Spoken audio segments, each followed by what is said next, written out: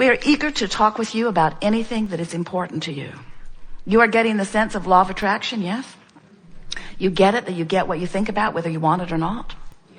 That there are all kinds of things that are true, that when you give your undivided attention to this truth, when you use truth or a lot of it going on as your prerequisite about whether you turn your attention to it, do you get it? That your attention to whatever it is activates it in your vibration and then gives you a measurement about whether you are looking at it as the way the source within you is or not.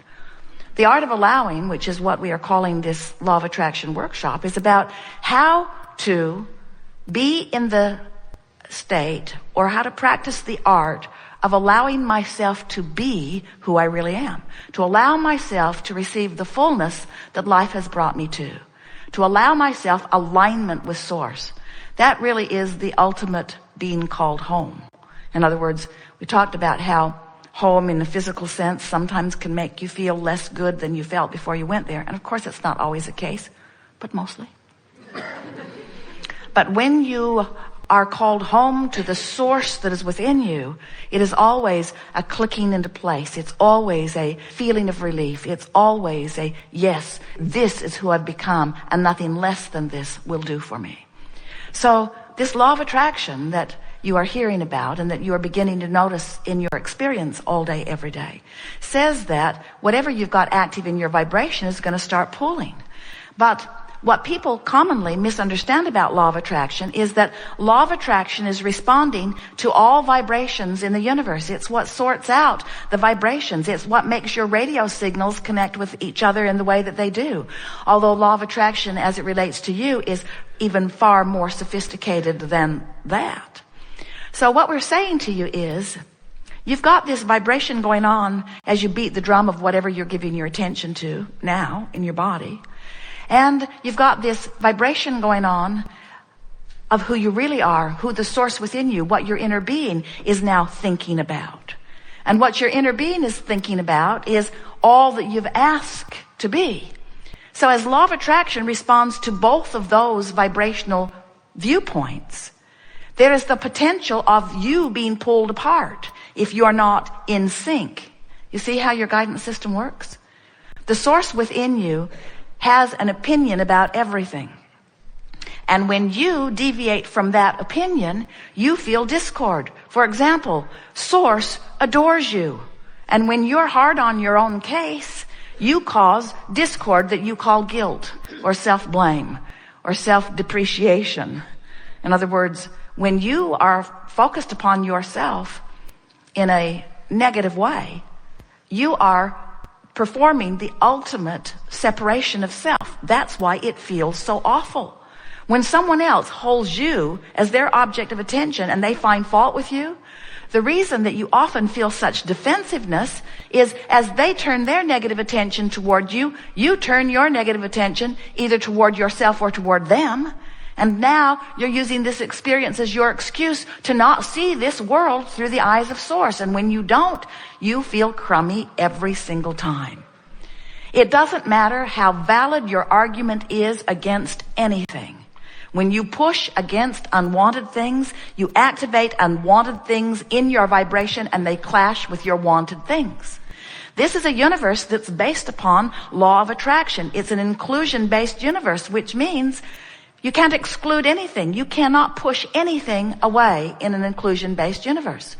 So when you see that thing you don't want and you shout no at it, it's exactly the same thing as saying, yes, thing I do not want, come to me. When you see something you want and you say yes to it, it's like saying, come to me, this thing I want. So when you realize that you get what you think about, whether you want it or not, then you begin to set forth a different criteria about whether you give your attention to it. And that really is what art of allowing is. Art of allowing is accepting that you are source energy at the same time that you are physical. Do you?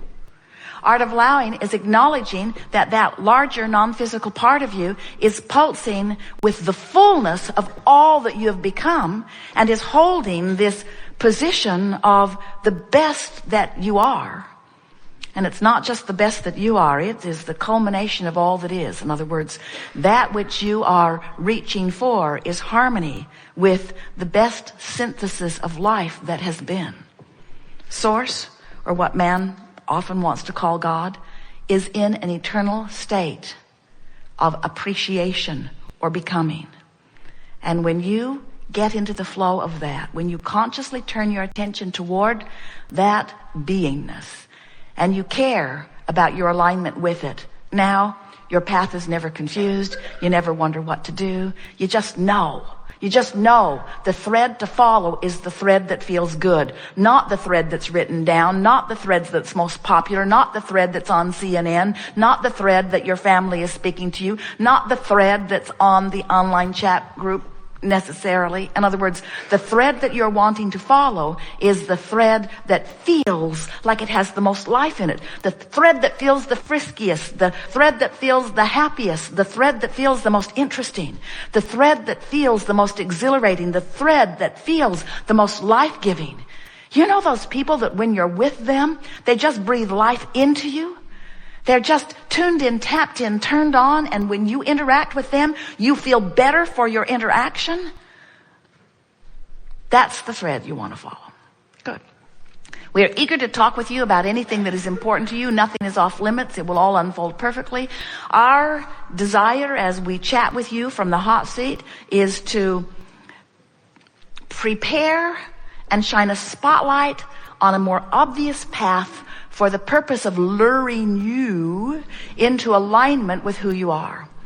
And we are going to refer to this place that we are luring you as the vortex of that which is really you. It is the vibrational reality that exists before any physical reality ever comes about.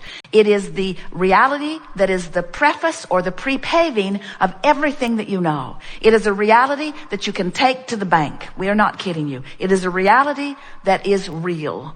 It is a reality that you can feel with your enthusiasm and your love, but you may not necessarily be able to see it unless you are in it. If you are on the verge of it, as in a hopeful attitude, then it will draw you in often and you'll have full view of what's in there. If you're ornery, if you're depressed, if you are in despair, if you are feeling out of control of your life or disempowered, then you're not in the vicinity of this vortex that contains the larger part of you and everything that you want, and all cooperative components of everything that you have been asking for. Those are our favorite new words. Your vortex contains all cooperative components of everything that you are asking for. But you've got to be in the vortex before you can see or rendezvous with the cooperative components. They're already in there. And we don't want to hurt your feelings, but we want you to know that often you are the only uncooperative component. And the reason that you're the uncooperative component is because you're still in step one. You're saying, where is it? I want it. I don't see it. Where is it? I want it. I don't see it. And we want to say to you from inside the vortex, you don't see it because you're too far away from it. Change your vibration and your view will clear up. You mean I have to get happy? That's the prerequisite. We know it's a big price to pay. But when you think about it, everything that you want is because you think you will feel better in the having of it. So why not feel better before you have it, and then you'll have it? A woman said to us, Abraham, I don't think you care if my lover ever comes. I think you just want me to imagine him being there until I bring myself to a place of feeling good, even though he's not there. And so I don't even notice that he's not there. We said, exactly. She didn't like that very much because she sort of suspected that this vibrational reality is just a tool to trick you into not noticing what's going wrong in your life.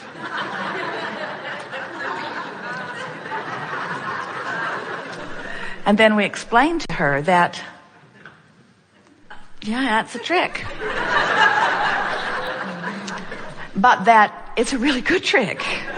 Because if you distract yourself from what's not working, then in the absence of that resistance, the vortex will bring you in. Because when you're not offering resistance, you become a cooperative component.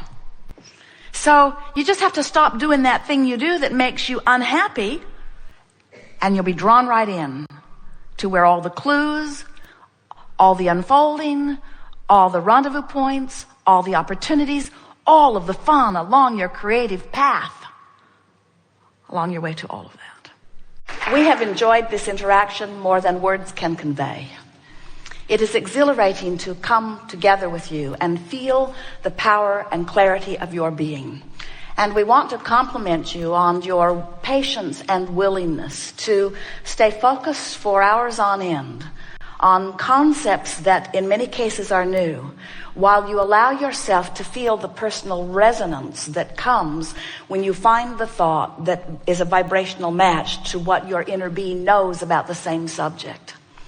We want to remind you that through the life that you've been living, that you have been in the process of sifting and sorting, yes, but you have created a vibrational reality that is not just pleasing to you as it manifests, it is pleasing to all that is as it has been culminating. And it's pleasing to all of those cooperative components that are making their way to it. We want you to leave this gathering remembering the power of this cooperative gathering of components. And we want you to have one thing on your mind and only one thing on your mind, and that is, am I in this moment, in this red hot moment of this emotion that I'm feeling, am I a cooperative component to my vortex? And if that will be the dominant question that you ask, then you will have an easy answer, because your emotions will let you know if you're a cooperative component or if you're still a holdout. And if you should discover in a moment of not positive emotion, but in a moment of negative emotion, that you are not a cooperative component, now you know exactly what to do. Just reach for thoughts that feel a little better. Reach for thoughts of relief. Tell the story in any which way, kind of way that you can tell it. Give yourself the benefit of the doubt. Look for reasons to praise. Look for reasons to appreciate. But find some way right now to get yourself in the vortex. And be like we were together with these people who sat here in the hot seat today. Don't give up on it just because the thought doesn't come immediately. Stay with the concept that you're going to get in the vortex. I'm going to get in the vortex. I'm going to get in the vortex. I'm going to get in the vortex. I'm going to get in the vortex because that's who I am. I'm going to get in the vortex because that's where I belong. I'm going to get in my vortex because that's where all the good stuff is, but I'm going to get into the vortex because that's the vibrational resonance that is truly who I am. And as you play this game just for a little while, people who are watching you, whether they're in or out of their own vortex, people who are watching you will notice the deftness with which you create your own reality. They will say to you, I just barely heard you commented about that, and here I see you totally involved in it. It seems that you no sooner have to speak it than the universe or something cooperates and presents to you the path for the creation of it. What is your secret? What is your magic? What do you know that I don't know? And you can say to them, with the confidence that you have gathered as a result of listening in to this conversation here today, with the resonance that comes forth from the source that is within you, I have remembered how good I am. And I have remembered how things are supposed to go well for me. And I've been practicing the thoughts that match that sentiment. I've been practicing worthy feeling thoughts. I've been giving myself and others the benefit of the doubt. I've been looking for reasons to praise, and I've been choking on my words of criticism. I've been looking for things to appreciate, and I am finding fault hardly ever at all. I'm looking for reasons to love, and I'm finding more and more of them everywhere I look. I believe that I'm tuning myself to the wholeness of who I am. And I believe you can say to your friend that what you're witnessing is the manifestation of that self-discovery. We've enjoyed this immensely. And as always, we remain joyously. Did we tell you we love you? Incomplete.